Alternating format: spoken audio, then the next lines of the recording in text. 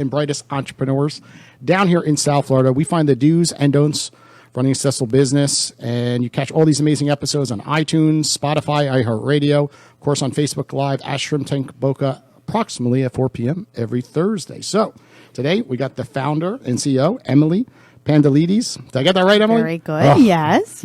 I was stressing out if I was going to pronounce that one correct. And she runs Pantelides PR and Consulting. That's so right. Excited to learn more about your business. So tell us about what you guys do exactly. Yeah, well, thank you for having me. I'm excited to be here with both of you. And everything that's going on at FAU sounds amazing, because what you're doing is you're kind of teaching the next generation of journalists and leaders. And I love that industry. So that's great what you're doing here.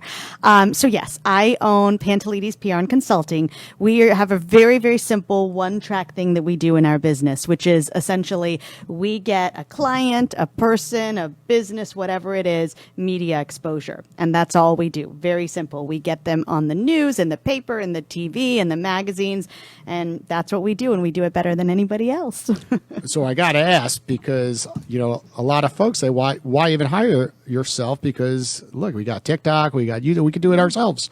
Right. And this is another level, right? On, getting someone on CNN, getting someone, on one of the business channels, right? Like Bloomberg, for example, right? So, who is your typical client that is requiring that level of PR? And, when's the right time to, for someone, even in my shoes, say, hey, I'm doing some stuff on social media, but I want to take it to a whole other level. Yeah, I think, it's a great question because there's a bunch of different answers. The one to start with is you have to be sure that you're ready for it. So I always tell our clients, make sure that you're ready for the attention, because we're going to bring it to you. And what, someone always says, what's the worst mistake you ever made? And starting in my business, the worst mistake I ever made was not preparing a client. And, they didn't have a secretary. I'll just never forget this. It was one of the first clients we signed. The phone started ringing off the hook after they had this TV exposure that we did for them, and they had nobody answer the phone. They missed all the leads, and you missed that one shot. So, I mean, you have to be ready. You're hiring us not just to get you on TV and the paper and the news. You're hiring us also for the strategic thinking. So, yes, you could do a social media campaign, but how do you time that with what you're trying to get out? What is the specific thing about your company that makes you unique, that makes you stand out, and how do you publicize that to the right audience at the right time? And that's where we come in. And, I think the question about what do you do, are you ready, all of those things, at the end of the day, you can do a social media post that will reach, you do a TikTok, and I guess if you're good, maybe you'll reach 1,000 people. People tell me, is local news dead? We just had a client on the news. This is local news. I would say, even yesterday, and they had 350,000 people watch them in 30 seconds. Of course. So local news is not dead, and it depends on who you are, what your business is. But at the end of the day, you can put a TikTok on, or you can reach 350,000 people. So do you also tie in some of your clients' social media then? Yes. To everything they're doing? So you are. Yes, we do help social media as well. Yeah, each client is different, and each approach is different. And I think that's what I love about our firm. We pivot and we change depending on who the client is. We don't have, everybody says, are you just the kind of company that does one type of PR? For example, you only do restaurants. And I said, no, because that would be picking my favorite child. No, I mean, if you do good PR, you can do it for anybody, and you can do it for anybody well. So your idea is to get them on TV. Yeah. But at some stage, they may not want to be on TV.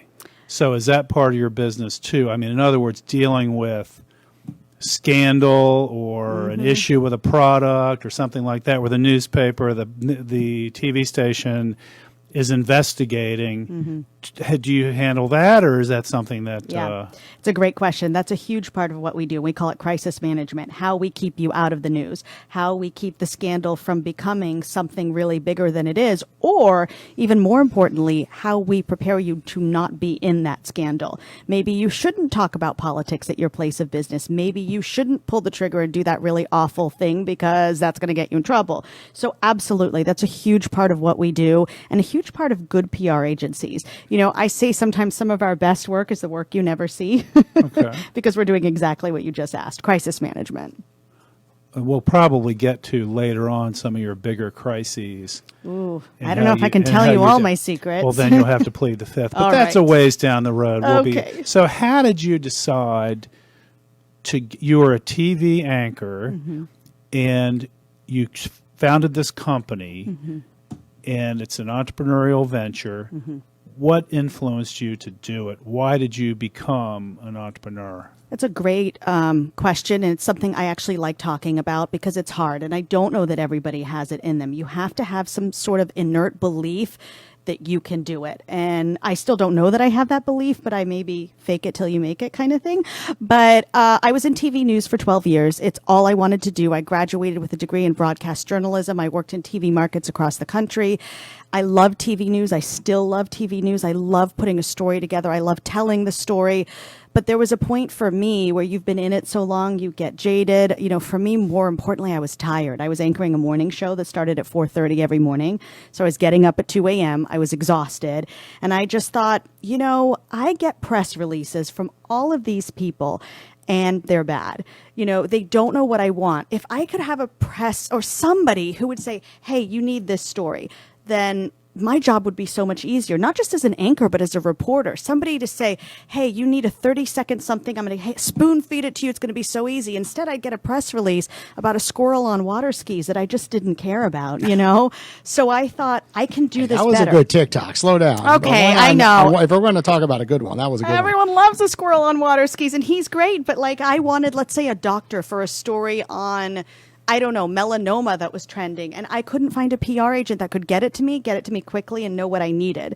So I just said, I'm going to try this and I'm going to see if I can do it better. And I think the truth is I was prepared because I know, you know, I'm from the TV news industry. I know what TV news wants. I'm a journalist at heart. I know how to put a good story together. So, you know, it started because I knew news and then it grew where, you know, I understood what a byline was for a paper. I understood what a good TV story was. I understood what a good, newspaper story was, and then glossy magazine. So it just kind of morphed. And the contacts, right? At the end of the day, Yeah. how valuable Yeah. are those contacts my to be able best to reach friends out? are current news people or former news people. I mean, that's who you grow up with, right? You know? Did you have a key first client that kind of got you going in this, that you knew you could make it when you got that person connected? I had a couple. You know, I was really blessed in that I didn't have the struggle. There's a lot of entrepreneurs who talk about the struggle, and I did not have that because the only very smart thing I did is the second I left news, I started the company and I named it after my name because people had watched me on TV for 6 years and they knew the name. And I said, at least I'm going to capitalize. So when I walk into your office and I say, I'm going to get you on TV, people would remember, well, maybe she can get us on TV because she was on TV. So I was really blessed at the beginning to just have clients sign on immediately because when I said, I can get you on TV, I can get you in the paper, they believed me. How did you market that at the beginning? You know, I just left news and I called up everybody I knew and I said, you want me to get you on TV? Let me see what I could do. You want me to get you in the newspaper? You want me to get a profile story you on a magazine? And just knock on wood. You know, I say knock on wood. I'm a very faith-based person, so I believe in God, and I think God sort of helped me along the way. I mean, I don't think it's just all me, but I think, you know, the one thing is I carved a niche. You know, I did what I was passionate about for many years, but I know what that industry needs. I know what they're looking for. And so that's kind of how it started. And what year was this? I left news in, I'm so bad about years. I think it was 2014, I think, is Okay. when I started the firm. Yeah. That beats the paper I had. That's correct. That's right? Okay. Gosh, I don't know my children's ages, so don't ask me years and numbers. And how many people work for the company today? So, okay, you're asking me numbers again. You know, Approximate. let's say under 10. You know, Okay. we're not a huge firm, and that's intentional. You know, we do things a little differently. So most business owners have a really difficult time going from 0 to 1, right? Just having that first person starting to work with you. It's a part-time assistant usually. So explain kind of that first year when you started. You're doing everything on your own shoulders, you know, figuring it all out, working from home, working from an office. I don't know what you went through, but explain that first year and how you eventually got to the first person to hire. You know, I hated that first year. It's the worst. You know, I look back on that and I think how I used to think, are we going to lose our house because we can't pay the mortgage? Is everyone going to laugh at me because this is so stupid? So I look back and I just was so filled with anxiety and worry. And I wish somebody had come to me and said, just chill out. It's going to be okay. I didn't really have anybody at the beginning. It was just me going, you know, knocking on my friends' doors and saying, okay, try this out. But I think what happened is once I started to get more than one client, I said, I really need some help. And that truly is the hardest thing because it's a nuanced thing that I'm looking for in an employee. I need somebody who understands the news business, but who also has a PR background, understands what a press release is, understands how to write, which let me tell you, in news, you don't know how to write. I mean, I wrote to a 6th grade level. You know, I didn't know big words or how to spell anything. I mean, news, you don't have to. Well, there's a saying, what is it? Don't let the facts get in the way of a good story. Now I have to get the facts right. So that first year was really tough. And it's hard because to get that talent, you have to pay a big price. So sometimes, you know, you have to get someone part-time. I know a lot of businesses struggle. You know, it all makes sense on paper. Hire the best, right? But okay, the best is $100,000, right? Yeah. And you have to start somewhere, which lots of times could be someone helping you 10 hours a week. Maybe, you know, it's someone in a different state. It's outsourcing to someone, just, you know, take some of the stuff off your plate, right? I'm not going to lie that the hardest thing in my firm has not been getting the clients. It's been finding the right people to hire. I'm really blessed that there's people here now that are amazing, that make the firm better every single day. One of them is sitting right across and I'm staring at her. Paige has been with us for many, many years. And, you know, Paige is one of these nuanced people who she has a background in Entertainment Tonight and The Insider and all these crazy things she's done, but yet she's here in our area. And it was just I don't even know how I found you, but it's just so lucky. We have a wonderful intern here that I'm praying and hoping she'll come back to us in a couple years. I mean, it's just, I guess it's networking as well and finding these people, but I am not going to lie that it has been the hardest thing to find good, talented people, especially in my arena. Paige, you want to say something? Say something really nice, Paige. So why don't you? Well, thank you so much, Emily. This has just been a week of flattery. Yesterday was my birthday, Yes, and she true. said so many nice things. It's true. So I am just like overflowing with that right now. You know, I'm grateful for people who are loyal and people who work hard. And Paige is definitely one of those people and who knows her stuff. So it's very lucky when you work with people like that. And I will say the true benefit of working for Emily is the model that was intentional. She allows work-life balance because even prior to the pandemic, she built the company for a lot of remote working. So if you have other things going on in your life, then you're able to attend to those when you need to, as long as you get the job done by a deadline and make conference calls at set times. Yeah, that's thank you for saying that. That was really important to me. One of the things when I started, that you didn't have to report to an office every day. This is before pandemic times. It was very important to me because I didn't want to do that. So I said, I'm not going to make anybody else do something I don't want to do. And So you didn't have an office? no, I have an office and it's open, and everybody who works for us has keys and can come whenever they want, but they never have to.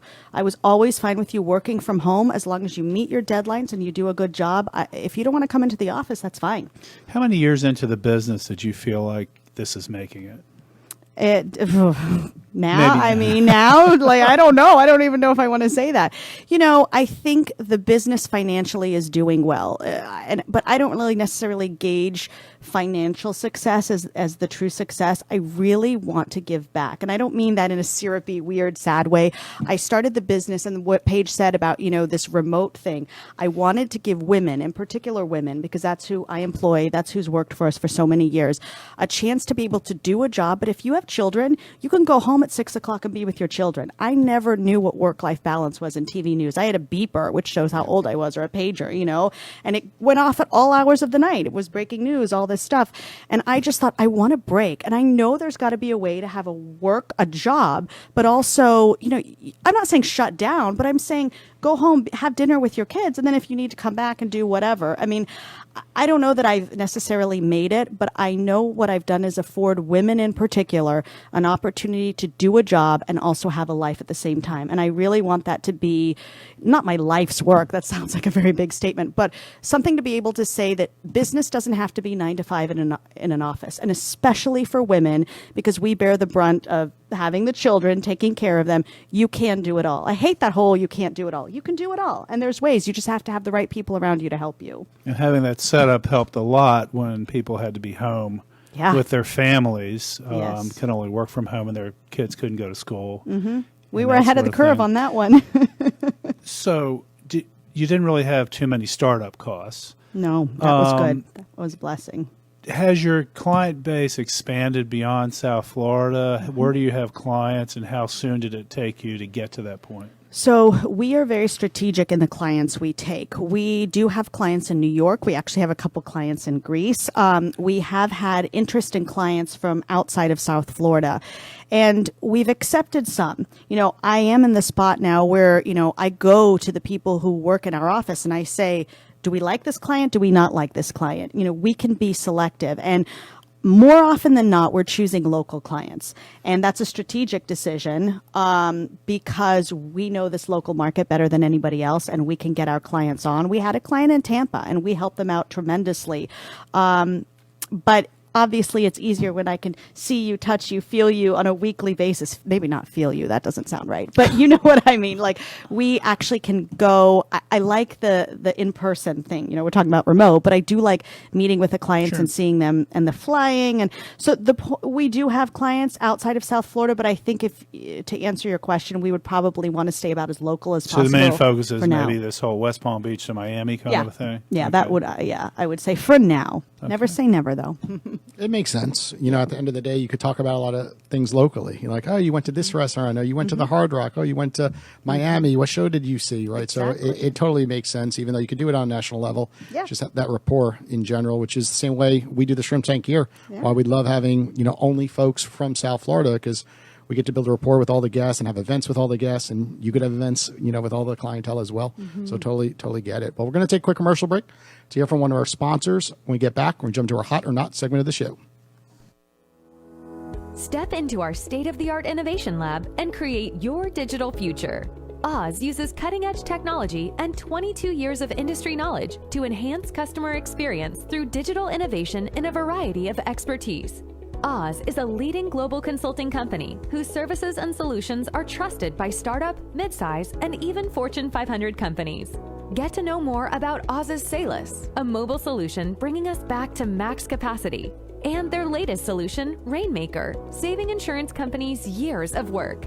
To learn more about Oz and their exciting technologies, visit followoz.com. That's FOLLOWOZ.com.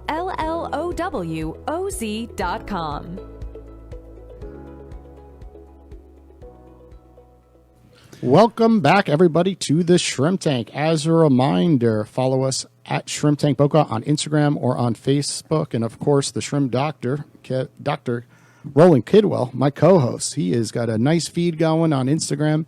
So he's going to be doing Reels and TikToks, and he will have millions of followers, right? Keep dreaming, Jason. Right? Keep dreaming. You dream for the both of us. Well, you have someone in the PR world right here. He's going to get you on the news and talk about the Shrimp Doctor. There you go. Can we get this happening? Well, we have Can a we get him to a million? I think we could. You're a journalist. You know how to do this. I'm a recovering journalist, a former journalist, a former newspaper reporter and editor. It was a long time ago. I'm sure I'll ask you some questions about that. Okay.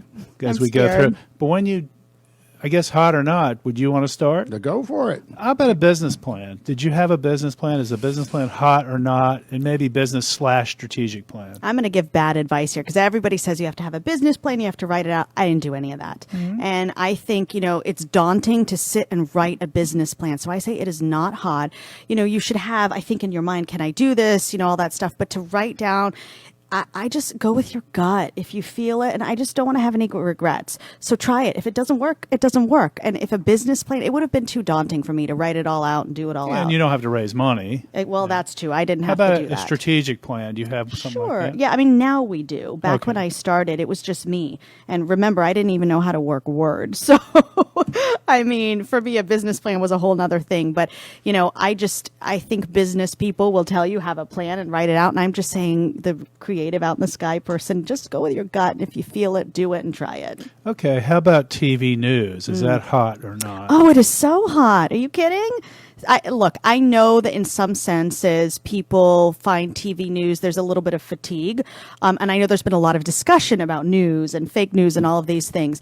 Let me just say the one thing that's really important is most local news stations don't have an agenda.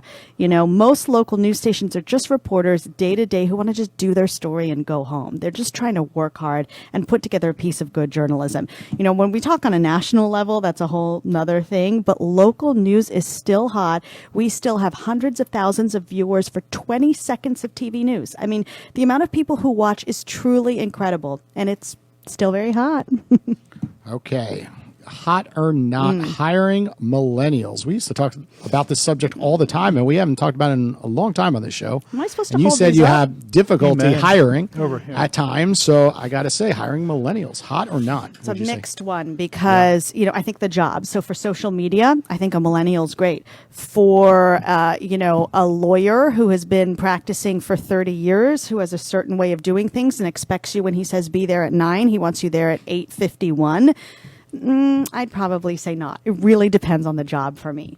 So No knock against millennials aren't millennials. showing up on time as No. 9 a.m. No. or a meeting. No. Who would have guessed? On time for them. Well, I guess that's on time, Right. but no. Do you think that's a Florida scenario? Is it a? Oh, I don't want to slam anyone here, but it does seem like we come to Florida to go on vacation sometimes, right? I will slam it. I think that sometimes we give it too much ease. A meeting's at 9 o'clock on Zoom. You got to be there at 9. It's 9. awkward if you're on a Zoom meeting. I'm like, where is the person? I know. And then they show up at 9:10 and don't apologize. They're like it's normal. Show up at 9:10. And I really and then don't understand And then in that. person, it's similar. I mean, It's my horrible. meeting's at 9 o'clock. I drop what I'm doing because I Yep. think you're walking through the front doors. Yep. Or at lunch or wherever we're meeting, and I think it's disrespectful the other person's is. time. So I don't know. It I is, think it's it's selfish. It's definitely a little bit more common in South Florida than I it would be agree. in a big city like I would New York. definitely agree. So you talk about companies having to be careful. Hot or not, cancel culture. I mean, cancel culture is not great. I mean, people get in the fray, people get mixed up, things happen. Listen, out there in this world, it's not all so black and white. There's this gray area, and with cancel culture, you miss the gray. And sometimes there's good in the gray. I'm not saying that when people do bad things that they should get exalted. And I'm also not saying when people do good things that they should be just the end all be all, but there's stuff in the middle that we forget with cancel culture and all of these things. There's a nice gray sometimes, and that's sometimes where the magic is. Okay, politics we were talking about earlier. No. We have What do you guys had a have lot next? of Religion? business owners on the show that actually on purpose talk about politics because they like that niche. Not right? me. I'm in so, PR. When it comes to certain brands, hot or not when it relates, when giving advice, I guess politics with certain companies that you're working with. Is it ever hot, I guess? I mean, Let's go look, reverse because you're going to say no, it's not I'm hot. going to say no, but is it ever hot? Yes. If you were trying to make a political statement, look at Fox News. They have made a whole, millions and millions of dollars by being intentionally political, right? So yes, I think there are certain times when if you want to be political, you can be political and you can use that to your advantage. If you are a company that sells these wonderful shrimp tank little stress ball things, you have no business talking about your politics, in my personal opinion. Now, maybe are these the guys who make this want to make a huge statement and they believe so passionately in one way or the other and they want to do a PR stunt? Well, maybe then that's a different story. Of course. Roland, you got one? Well, you said TV news was hot. So hot. How about newspapers? Why are you? Because you're a newspaper guy. Is that why you're asking? I used to be I long ago. All right. I still get the newspaper every morning and I read it from front to back. It's also my job, so I will say that. I know I'm also in the minority. I think papers did a disservice a long time ago when they were trying to figure out how to go online. I don't know that they did it the right way, and I still don't know that they're doing it the right way. These papers that are charging you to read their content when you can go somewhere else and read it for free, I think they're really misguided. I'm not an editor to papers, so I don't have, this inside track, but what I will tell you is there's always going to be a value in TV news and local news somewhere. You always will need to know what's going on in your community in some shape or form. However, when you start charging for it and it's out there for free, you're going to have a problem. So I think that's where papers got themselves into a bit of a pickle. But do I think papers are hot? Yes. I still think incredible investigative journalism is done by papers. There is some bias, which isn't great, but what? Tell me. I'd love to hear what you have to say. Well, I was going to ask you if you pitch to newspapers. I think there's newspapers a lot online. I mean, it's online where they used to be you hold it in your hand. Now you read it on your phone. Yeah. Which is what I do with the Wall Street Journal, right? Mm-hmm. So do you pitch your clients to those outlets or is it mainly to TV? No, we do everybody. We do. I mean, we just had client in the Sun Sentinel. We have clients in newspapers. We have clients in TV. We have clients in national outlets all the time. The Today Show, Good Morning America, The Wall Street Journal, New York Times, Martha Stewart Living, Yahoo News. I mean, I can go on and on. We do anywhere where people are picking up and there's eyeballs, we put our clients there. But what you have to do in PR is find a sexy story to put them in. I can't just do a story about how I'm on this wonderful podcast today, which is wonderful and it's great, but I got to give it a little spin. I got to figure out what will make somebody click on that story and read it to see why I was on this wonderful podcast today. And so this is a very long answer to your question, but I think what I tell our clients is people have to hear something 7 times in order for it to kind of sink in. So that means I've got to get you in at least 7 different outlets repeatedly over and over and over again until people hear your message. So I've got to get you in newspaper because there is a place for the paper, online or hard copy. Get you on the local news. Get you in a national outlet, which we do very well. Get you in, all these online outlets. And only then, after repeated exposure, will your message get across. What's hotter, selling the product or service, or selling the company as some sort of a? So many of these commercials you see, they're not about the product or service; they're about the company being socially correct. Yeah, I like that. So that what's really hotter now, that or the product or service? The spin around the product or the service. I think it's one of these things with like the product is what the product is. So how do I make your product stand out above every other one out there? What is the spin we're going to put on it? And being socially responsible, being socially conscious, that sells these days. And the founder. Right? And the founder, the face. Right? Everyone wants to know the face of the company, the culture behind the company. Yeah. People sell people. And I agree with you completely. When I see a link on LinkedIn and it's shooting off to an article and then I have to sign up. Oh, gosh. I'm like, come on. I'm like, I'm not taking the time to sign up, for something that should be free and just automatically be able to review it. And unfortunately, I think New York Times that still does that? Oh, yeah. The New York Times does it. They all do it. But the problem I have to Google the article to get around it. I sometimes. know. I'm like, but most people will not Google it. I know, but right? they've got to figure out a better system because that's the problem. What they're trying to do is pay their employees. At the end of the day, some of these reporters who are so talented and so good are not making the money that they deserve, and they're trying to figure out ways to do new revenue. I just don't know that that's the best way. That's what I do too. I Google it, Of course. Paige, you had a question for her, right? Not a question. Piggybacking off of that conversation, as far as the strength of print newspapers as well as their website counterparts is, for example, the Sun Sentinel is owned by a media company. So if we get a client in the Sun Sentinel, then their partner websites and newspapers also pick up that story, and it can be printed in the Miami Herald, Orlando, and all over the country. So you get a lot of bang for your buck. Mm-hmm. And the same goes with some of the local TV stations. So locally, the Fox and NBC affiliate is owned by the EW Scripps Company, and then Sinclair Broadcasting owns CBS. So they have stations throughout the nation, and they might see a local story here and put it on their local affiliates in all different cities and states throughout the U.S. Yeah, it's a good point how those are interlocking now, and there's so much cross connection with newspaper chains and media chains and that sort of thing, which has had an impact, I think, in some of the things that are covered and some of the things that have happened. I mean, I don't love it. I don't love that these huge, big media groups own, 50%. It used to not. You used to not be able to do that.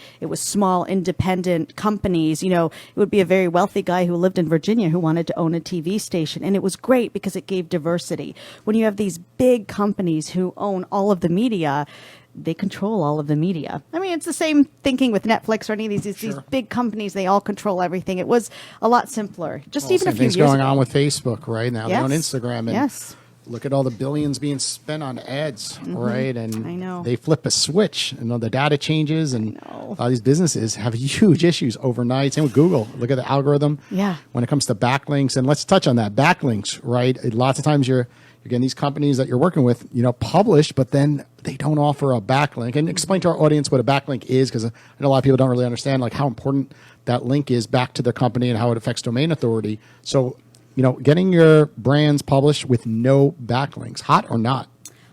Not, but so here's the thing. I don't want to say that every company needs a PR company. There are ways to get your message out there without hiring somebody like us. And I know that's not something that you should say when you're trying to sell your business, but my real point of everything is do whatever it is that you're doing, do it well, find a way to make yourself stand out. You want to hire us to get you on Google, to get you a backlink that takes you back to your company. That's awesome. But there's also ways that you can just do that yourself. You know, one of the big things, just kind of backing up here for our clients, what we do is we also give them validity. So when you see, I think one of our clients, you have had her on your wonderful podcast here. Her name is Bonnie Heatsig. She's a local realtor.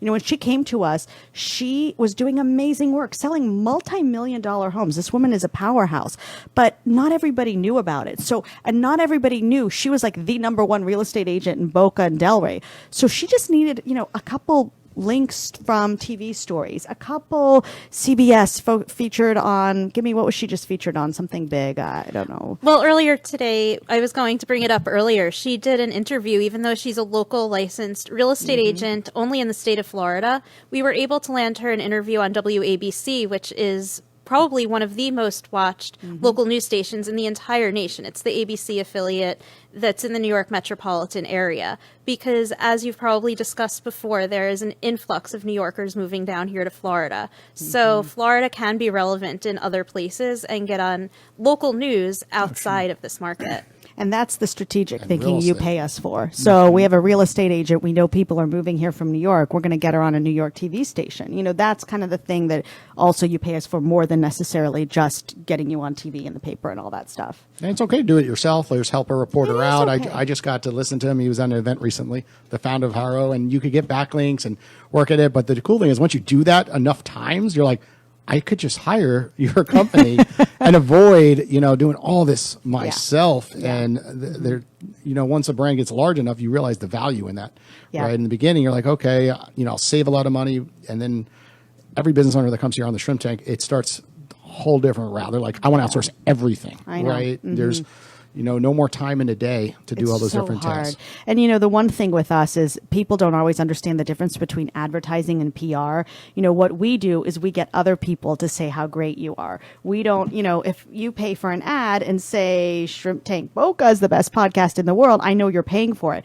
When I get, you know, magazine to say, look how great this podcast is, they have all these entrepreneurs on, that holds a lot more weight than if you just pay for an ad to say that. So I believe that, you know, if you have a budget, you put it to PR versus advertising every day of the week. One more. Yes. Communications degree, hot or not? Ooh, hot. So hot. Wait, wrong side. Hot. So hot. Communications is, I mean, the word communications, that's what you do for a living. I mean, I was trained how to speak in college, not necessarily just because I was going to be on TV. This helped me in business meetings. Communications is a great degree, and we have someone who's graduating in communications, so she can speak from experience. So far, oh, well, now, come on, don't make me look dumb. I didn't even know they had majors in PR. Back in Where the do day, it was you- only I communication. know it was, yeah. Where do you go to school? I know. Well, Emily and I are both Gators. Oh, I'm at that's the right, University right. of Florida. Yeah, okay. But they have an amazing journalism school, and so they have degrees in advertising, PR, telecommunications, and journalism. So they really get specific. But communications is a good way to get kind of a little bit of everything in Yeah. one. So hot. I love a communications degree. I look for it.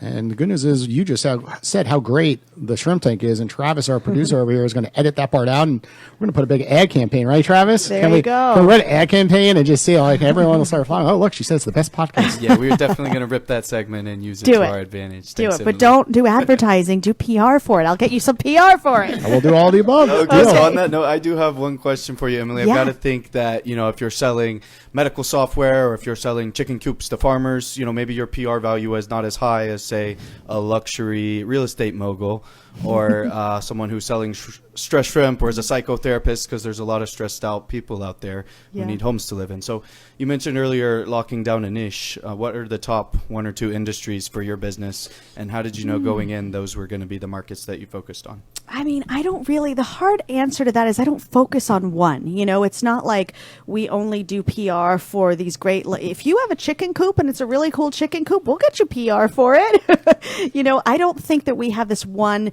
niche, but what I do look for in a client is someone who we can take and find that gem.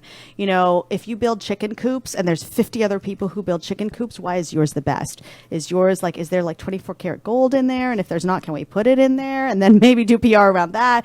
I mean, I really think it doesn't necessarily, and you know, you obviously have to have a budget. You can't come in and expect this to be free, but anybody who wants to get their name across and wants to do it, you know, locally or nationally, I think is really smart. And, you know, it's hard because I do tell our clients, we don't always necessarily say because you are on TV today, you're going to get 50 people who call you and you're going to get a bunch of new clients. Like, we never guarantee that. And I think any PR agent who does that to you is doing a big disservice. I can't tell you clients are going to walk on the door because you were in TV, but 9 times out of 10, they do. So as far as a niche, just somebody who wants their name out there. That's probably my answer. Yeah. Absolutely. And I would add that headline hijacking is a large thing. So if you have a client who's relevant to a laundry list of topics, then they can get in the news a lot more often than somebody who is hyper focused on only 1 or 2 topics. Good. So Yeah. we've had great success with a psychotherapist, Jen Kompko, who's appeared on the Shrimp Tank, as well as a human resources specialist that was on the Shrimp Tank as well, Nicole Anderson, because their fields are super broad and so topical. We did actually this morning. We had a great, one of our clients is Baptist Health South Florida, and they were giving away hurricane kits. And, you know, one of the things that we helped them do is publicize that they were giving these kits away, not necessarily just so people understood that they were giving kits away, but understood how community minded they were. So with everything we do, there's the underlying hope that people will understand what the really kind of underlying message is. So thanks for reminding me of that. Yes, and now I understand where Nicole brought bringing sexy HR back, right? Yeah. Oh, that's us. Yeah. Yeah. We said that to her. We said, you got to make, I think we said make HR sexy. Something Yeah. like that. I think I threw the sexy back because of Justin Timberlake in there. Right. Yeah. Yeah. We're going to take a quick commercial break to hear from our sponsors. Then we'll jump right into our future focus segment. Hiring is a challenge for any company. If you've had to cancel in-person career fairs due to coronavirus restrictions, or you're looking for ways to reach more qualified candidates, it's time to speak to the virtual hiring event professionals at Premier Virtual. Their best-in-class virtual event platform has powered over 1,500 events. They have the experience and proven results to ensure your next career fair is a success. Visit premiervirtual.com or call 561-717-9717. Premier Virtual, the future-focused virtual event platform. So now, Emily, Yes, sir. you can elaborate on how you go about finding the right people for your organization.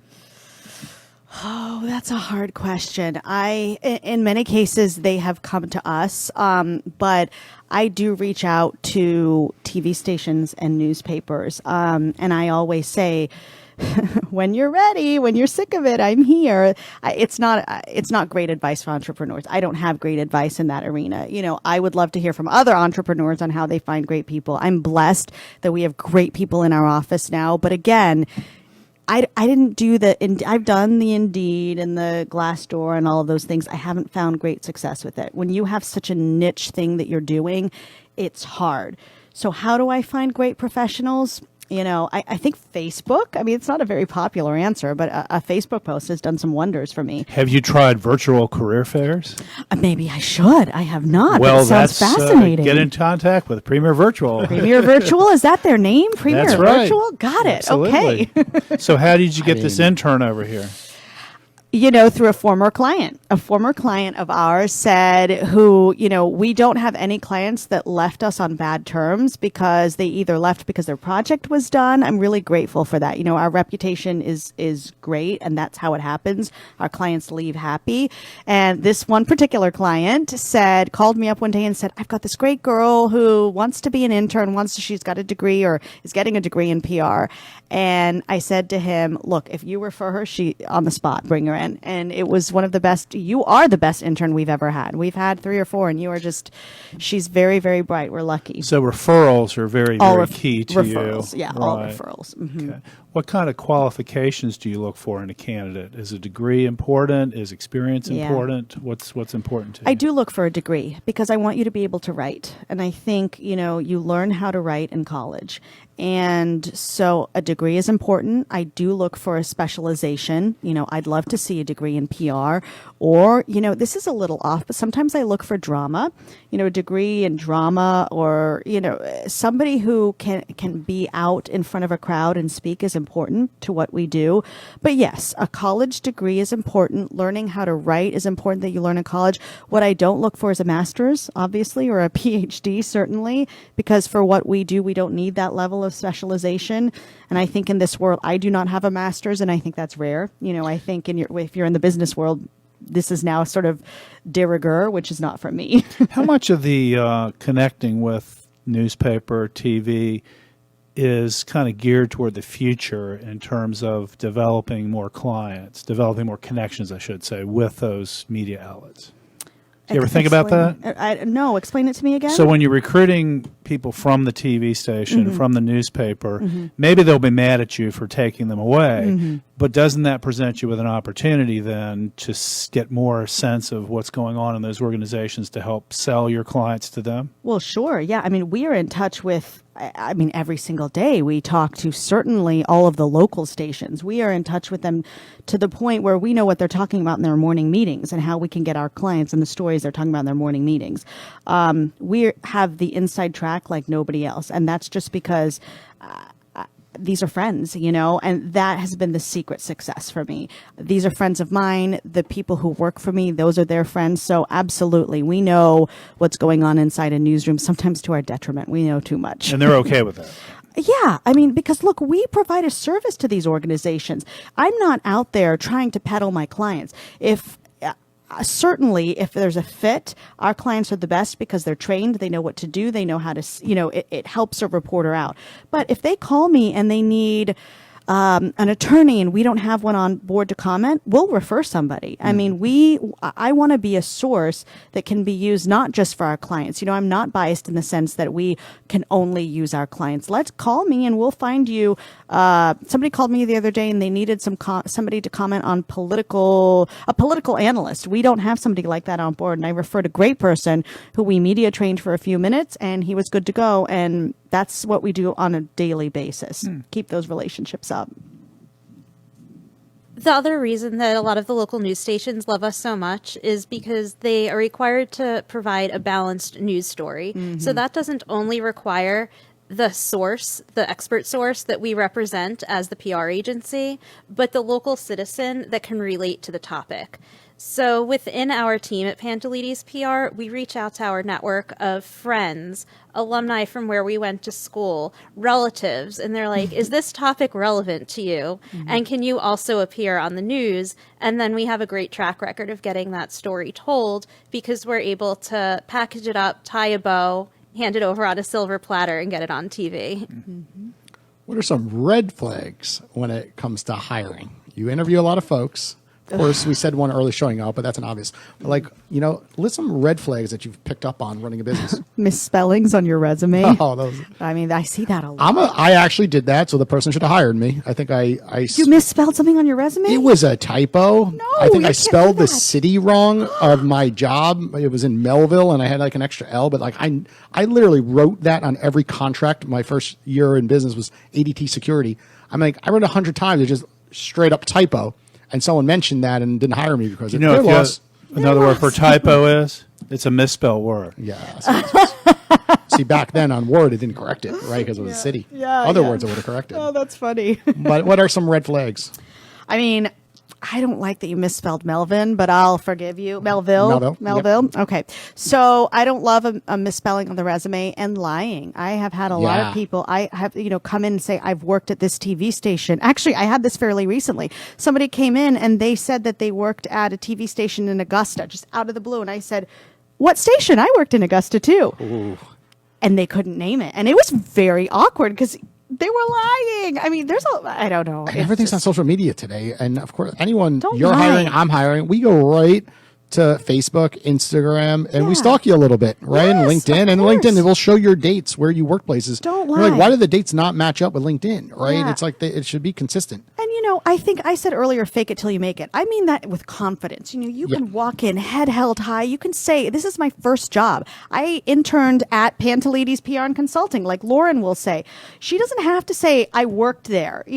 Come in with your head held high, tell the truth. You will always get further when you tell the Oh, truth. I got a good one for you. Have you Yeah. ever seen someone say like they went to Harvard, but they just took like a 30-day course at Harvard? Stop I've seen that it. too. Thank yeah, God I because haven't they seen use that. as like the main thing. I'm like, oh, did you actually go 4 years at Harvard? Like, well, I took a course, Don't lie for about a blank. Harvard. I mean, maybe Yeah. lie about a smaller place, but Harvard, that's People like a big are- one. Come on. So they're like, well, technically I went there. I was like, not really. No, Right? Like, that's a no, little at different. You took an 30 online course and anyone No, get paid for that course. An online course doesn't count as going to Harvard. Yes. What about, you brought up mothers earlier in the show. So what are the benefits of hiring mothers? So I love hiring mothers. I am one. And I think, the old saying is being a mom is the hardest job. It's very hard to be a mother and have a job, which is why I talked so extensively about being able to do both and do both well.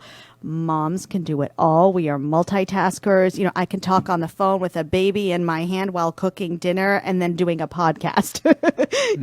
I love a mom. A mom can do it all. And I just think there is a bias, and I'm here, with a lot of men here. And what I will tell you is I share a lot of my children on my social media. And I had somebody really early on say to me, don't do that. Nobody will take you seriously in your business. And I said, why? It's my life. And that doesn't mean that I will pay any less attention to you because I have a 6-month-old at home. It just means that I'm just showing it to you. I'm not hiding it. I'm not afraid to tell people that I'm a mom and I work from home sometimes, but I will do the best PR campaign you've ever seen with my head, looking at the ceiling with my eyes tied, whatever, my hands tied, because I've learned how to multitask. So Sure. Mothers anyway. get the job done. Mothers They don't get the have time job done. for BS. That's Yes, the bottom line, right? that's So do you true. use part-timers, contractors, or are they all full-time That's a employees? great question. So very early on, when I knew I wanted to have this model where it was you could come into the office when you wanted, just get your job done, I hired only contractors, and I have kept that to this day. And the reason I did that is because when I started, I said I'm going to do PR differently than other places do it. And one of the ways that I found that I really didn't like is, a client would come in, they would meet with me, the president. I would sell them a bill of goods. It would be, this is my great firm. Here's what we're going to do. Then you would never see me again. And then you would get one account rep. And that account rep is the person who would handle everything for you. And if that person was sick, if that person was on vacation, yeah, the staff knew because you were briefed on the Monday morning meeting. Oh, that's what's going on. But they didn't know the intricate details and things got lost. So I said, we're going to have 4 to 5 people per each account. So everybody who signs with us has 4 to 5 people. Yes, they're all contractors and that's intentional. So you don't have one account rep. You have 4 or 5 contractors on every single account that I lead, every single account at our firm. And you have somebody like Paige who's amazing at print media and can write up a hell of a story for you. You have our director of media relations who can pitch to every TV station in the world. Some accounts have writers because they need dedicated press release writers. We have a project manager and all contracted positions who make sure the trains are running on the tracks at the same time. And all of those people build up the beautiful petals of a gorgeous flower that make, I love that analogy, that just kind of came to me, that make up what we do for our clients. And that's really the secret sauce of why we're different. Now I'm telling everybody, but that's kind of how I made our Well, firm that's what we different. were trying to get to. Well, yeah, you Have got you it. had any issues with the IRS in I classifying think people? I think that's a plea of the fifth. We'll move on to plead the fifth, maybe right after this commercial. I don't want to talk about the IRS. Well, we'll get to that later. Okay. Well, that will be our first question when we come back to our next segment after we listen to this quick commercial break. Okay. Are you ready to make your indelible impression? DeRay & Company is an award-winning, full-service public relations and marketing agency with offices in Fort Lauderdale, Florida, and Aspen, Colorado. With practice areas in business, real estate, cannabis, nonprofit, legal, and lifestyle, DeRay & Company is fully equipped to help clients reach their goals with strategies that are on point. Whether it's public relations, social media, digital marketing, content development, or other services, Duray & Company delivers results for business owners that address their business goals and reach their targeted audience. To learn more about Duray & Company and our services, visit durayandcompany.com.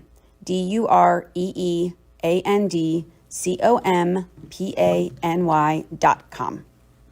Good afternoon, everybody, and welcome back to the Shrimp Tank. While we're on the PR topic by Duray & Company, I'm going to throw it out there. Is there ever a situation where a PR company hires another PR company to help their own brand out? You know, I've seen this happen not so often in the financial service space where someone just, you know, it's nice to be able to hire someone else to kind of think outside the box, so you kind of get to pick their brain in certain situations. Has that ever been done in the PR world? I have never done it. I mean, I wouldn't want anyone doing my PR other than us, because I think we do it better than anybody else, but maybe it happens. It just has not happened to me. I figured, but I had to ask. Maybe there was a small chance, but maybe I'm up to something, right? No, could be a great idea where like all of a sudden you're like, that company gives you so many genius ideas, so it's worth every single penny. Yeah, and, right. You know, and most of the time, everyone stays away from the competition. I'm a big fan of, you know, trying to understand and learn from the competition. I totally think that. But as far as hiring them to help for PR, no, because I think we do it really well. So no. Yeah. What is the one PR company in South Florida you would never recommend anybody to hire? I'm not answering that. Where's the plead the fifth? I will not put it up say there. that. Okay. Be careful. That That's could only be intake. this one time. I'm not going to slam anybody. That's not my brand. I like positive, happy things. I think the one thing I would, and I think I did mention this, is anybody who says that when you hire me, that means 10 people are going to walk into your door tomorrow. That is what I would stay away from, those kind of promises, because nobody can guarantee that. I can guarantee you a certain amount of people will see you. I can show you metrics of how many people will see you at a given time. Will that translate into somebody walking into your massage parlor, walking into your restaurant, walking into your nail salon? No. Oh, you mean customers we're talking about? I do mean customers. Oh, I see. I thought you meant Yeah. like members of the team. No. Sorry, Okay. the customers, Okay. clients. So yeah. real quick, just talk a little bit about how you use the project-based system to use contractors, because I think people may be interested in that. Sure. Yeah. I mean, contractors work on a per project basis, and clients are a project, and so that's kind of how we do that. Okay, so they're not. That's how they're not considered to be employees. Correct. Okay. And did you plead the fifth, or do we She have some more did. tough I'm questions? pretty sure I pleaded the fifth because Oh. I'm not going to slam anyone. well, I guess She's that- not going to slam, but I'm going to piggyback that one to try to see if I can have some fun with this one. Dear. So you're fully committed because you have a certain amount of projects and business, you know, is ramping up, especially this last 12 months. A lot of people say, I just can't handle another project. What company do you refer them to locally? Oh, locally? If it's another PR company. Sure, we Let's see. actually have it's not hard though. You didn't Okay. stump me because we have a referral service which Cool. with a bunch of different PR companies in town. I am a big fan, and I've worked very closely with RBB. They're another Awesome. PR company in town, and we have a referral service. That's exactly what it is. Where if I can't handle a client, I send it to them. Additionally, Brickhouse, is it Brickhouse? Oh my gosh, I'm going to say his name wrong. Todd Templin is amazing, and we have actually traded more business than I can tell you. He is an amazing guy, and his firm is amazing. And I'm going to get you the I name. love that answer because Brickhouse so, PR. Brickhouse so PR. often everyone will just let that lead go to waste. Like, sorry, you know, we're just fully committed and move on versus, you know, saying, hey, look, there's some great other local PR firms nearby. You know, instead of just saying, go and Yeah. find another person, you know, you pass it on and you create a great synergy. You We know what we can handle, and I'm always happy to pass a referral on, and I'm always happy to take a referral. There's certain clients that are not a great fit for us. Like, you know, there's certain clients who are really sports focused, and I will always Okay. send them somewhere else. So which company did you have to deny, right? They said they wanted to hire your services. You know, they had all the money in the world to pay for it, There've but been you're a like, few. not getting involved. And it could have been politics. It could have been, you know, something you're just not okay with. It didn't vibe well. There have been a few. There was one person in particular who did something very bad, who wanted us to kind of do exactly what you were asking, sort of crisis management, and we said no. And not that it's just because of ethics, because in some cases, you know, you have to be a defense attorney sometimes, and there is a need for that. But that was a situation. We turn clients down regularly, and also sometimes it's just not a good fit personally. And I think you have to be okay to know, like, this is not working. And so it's not going to work for a year-long contract. So you've had to fire clients then in the past, I'm assuming then, where, everything goes well in the beginning, right? You're selling them why they, want to work with you, but then they hire you, and then you're like, they will not leave us alone. And they're just too picky with certain things, and you're laughing because I know it exists. Yeah. I have clients myself, and I'm scratching my head sometimes. I'm like, even in the sign up process, I'm like, do I really want to do this? And it's just kind of like, you always want to win the business over, and then afterwards you're like, shouldn't have done it. I knew better, right? Yeah, I mean, I think at the beginning too, it was harder because you just want to say yes to everybody, even if people you don't like them. You're just like, well, I'm just going to try this. And yeah, I mean, I have never, thankfully, had to fire a client, but I certainly have had clients when our contract is over. I was like, well, that was great, and now we're done. Paige, what you had your hand up? What are you going to say? It's like the homeowners insurance. You just send out a letter and be like, we are not, following up with your homeowners insurance in the future. Well, since you already used plead the fifth, I have a good one for you that I think they're supposed to ask me. Don't give me a bad question. You're fired. This is a topic I think you do want to touch on, though. All right, tell me. me. I found a good way to frame it. Okay. So, yes, we spoke about crisis management. Mm-hmm. If Britney Spears came to you to represent her, how would you handle that crisis? And we were just talking about having to fire a client, and her manager and lawyer did just step down. They did just. Oh, I didn't know that. Well, let me just say about this whole Britney situation, I'm a journalist, so I want to see both sides of the story. And I've told you this before, Paige. I'm all for free Britney. I love that. But I also, nobody has access to these court documents. Nobody knows what they really say. I said, what if, God forbid, she tried to kill her kid or something happened? And everyone, listen, I am all for freeing her, but I think there's always two sides to every story. And so as far as crisis management, but yes, I would take her on. 1,000%. That would help the company, probably. Just a little bit. Might elevate our profile. We're definitely not journalists on here because we wouldn't let her ask a question if we were, right? Nice. So how much would it cost me for you to get me on TV? It depends. It depends on who you are. It depends. Not me. You? What you know about me? The shrimp doctor. The shrimp doctor. Yeah. What do you want to promote? I want to promote the FAU Adams Center. I want to promote family business. I want to promote the podcast. I want to promote me. You want to promote you? His shrimp tank handle is what he's trying to say. So you want a little reputation management in there. You want a little bit of elevate your profile. Because it's very important, I think, that we have contacts in the media where we are on TV, and we're not rewarded on that. But if we were, But now, is FAU a nonprofit? Yes, it's a state. Okay. It's a state school. Right? All right. So for nonprofits, we believe in giving back. So the rate's obviously a little lower. But, rates all depend on what you want as part of the package. So PR is obviously the main part of the package. But now you said you want a little reputation management, which means you want your face out there, which means we've got to get you kind of maybe a profile piece. And you're in Boca, so maybe we get you in the Boca Observer. We want, a little piece about how you got into your background. So we got to throw that in there. Do you want social media too, or do you have that here at FAU? You mean managing it? Or starting it? Yeah, both. I don't need to have it managed, no. You don't have it managed? Who I don't manages need to have it. I do it myself. It's not very good. Yourself? But it's good Okay. enough for me. Okay. I guess I need to get to 1,000 followers. A million. Come on. Got some work A to million do. followers. I like you. High You're expectations. He's pushing Why you do for we want bigger 1,000? things. We want a million. Because I only have 143, so that's 10 times, right? We got to get you higher up there. 100 times, Now, are yeah. we promoting you too, or is he just over No, here I'm in just his asking island about by me. himself? But you haven't mentioned the dollar amount yet. I'm not going to, because it's different for every single client. Okay, she's okay. I she's want this to getting be around for that one that Roland. way. It's not about me. It's about Roland. It's about, okay, I see that. Okay, so then but I'm an expert. You can contact me to be an expert. I don't have to pay for that, right? To be an expert? What Yeah, does like, that well, mean? you said you need That's the a other trick side. question. I like that. Well, you said you need the other side of the story out. Yeah. And so you need to interview somebody to talk for 15 seconds about Well, something. now we're buddies, so you're going to be an expert. I Some got issue, it. but I don't have to pay for that, right? If you want to be an expert on a story and you want me to refer you, I mean, we're buddies now, so sure, I'll refer you. Oh, okay. See, that's how I get my foot in the door. There you go. I like it. And Smart. then as that works out, then we see if you can enhance my image beyond that. Okay, I love it. Good. So we were just talking before the show about how we used to work in Virginia. Mm-hmm. She worked for I worked for a newspaper. She worked for a TV station in the same town, basically. a few years apart, though.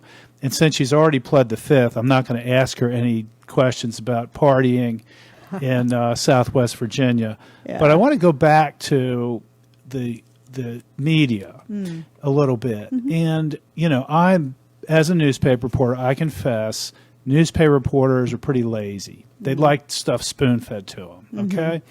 But on the other hand, recently, with all of these conglomerates coming together, there have been a lot of budget cuts. Have these factors, just basically laziness on the part of the media and budget cuts, how has that helped your business?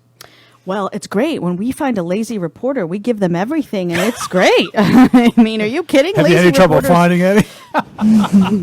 I can't plead the fifth, but I mean, I was a reporter, so I can tell you there are days when you are day in, day out, turning 2 stories a day. Sometimes you're doing 2 packages and a VOSOT, which is like TV speak, but it's a lot of stories. There's a day where you're lazy, and you just want someone to hand you a story where it'll be done in 30 minutes, and you can just go eat lunch, So I think there's not necessarily lazy reporters, meaning every single day, but there's reporters who want just a day where they don't have to do the grind and it's not so hard. So those are the days that we pick and we find our spots and we just throw them, here, do this, the squirrel on water skis. That's the day we give squirrel on water skis. Reporting has changed, and unfortunately what I miss are those good weathered reporters who just had a beat. The school reporter who had been there for 50 years, who knew every official, who knew the ins and the outs to the point where he could say, in a meeting 5 years ago you said you would never do that. That's what we're missing, and I don't know if we'll ever get that back. I love news because news holds the powerful accountable. We've turned news into the villains. I don't know when it happened that reporters became the villains. Reporters are the people who hold people's feet to the fire, who uncover the scandals, who find out in our community who's taking your money and putting it somewhere it shouldn't go. Without reporting, without people who will stick their neck out and say, you know what, I could get in big trouble for this, but your zoo is dirty and animals are dying. I don't know what happens to a community. So I love news at my core because I believe that a community and society is defined by holding the powerful accountable. And I don't know what happens to society when that goes away, and it is, sadly. But you see it kind of continuing I hope. ideals at local level. At I a think- local level, 100%. That's why I say local news reporters are not the ones out there pushing an agenda. They're just trying to get their story told every day. They're just trying to do the good work and, just get a 30-minute lunch break. But as a former city editor, I can attest there are a lot of lazy reporters, 5 days a week. Sure, okay. Okay, so Emily, if our audience wants to reach out to your firm, learn more about, one-on-one about maybe hiring your company, what's their best route to get in contact with you guys? Sure. I mean, you can go to our website, which we're actually revamping right now, but it's pantelidespr.com. You can always reach out to me via email. It's emily@pantelidespr.com. Pantelides is very hard, but the good news is there's not that many of us out there. So if you Google Panta something, it'll pop up. But The good news is everyone Googles everything, so Yeah. this is going to be everywhere on Spotify, our radio, with your name spelled out. Great. So You don't we'll have have to links to it. We'll put know links how to spell it. on Facebook Live, on Instagram, of course, on our website, Shrimp Tank Boca. And thanks again for coming out to the Shrimp Tank today. We loved Thank having you you for on as a having guest. me. Yes, thank you for Paige, having me. Lauren, thanks as well for joining us This is my cheering today. crew. I love it. I know. We love having a cheering crew in the Shrimp Tank studio It's at great. all times. And we'll be back next week, Thursday at 4 p.m. Actually, next week's Wednesday. Little sidetracked with Taxify. So we'll see everyone next Wednesday at 4 p.m. Take care, everybody. I've been feeling like a shark in a shrimp tank. Big fish, small pond in the shrimp tank. When it take a swim, only option is to win. In the murky water, not a thought of giving in.